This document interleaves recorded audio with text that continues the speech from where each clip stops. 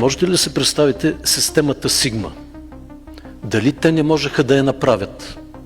Не е чак толкова голямо технологично предизвикателство. Можеха да я направят, но не искаха. Знаете ли защо? Защото тази система, така както я замислихме, така както я правим, означава не толкова ревизия какво е било в миналото.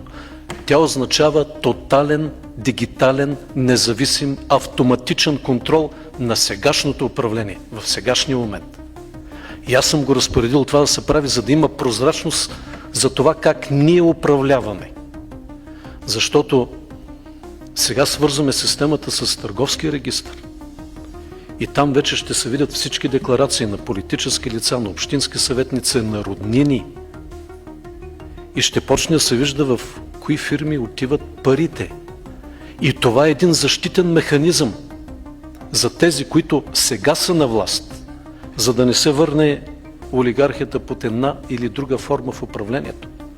Следващата стъпка, която ще направим и по нея се работи, това е автоматичен контрол за прекомерно завишени цени, така че да няма повече обществени поръчки за наши фирми.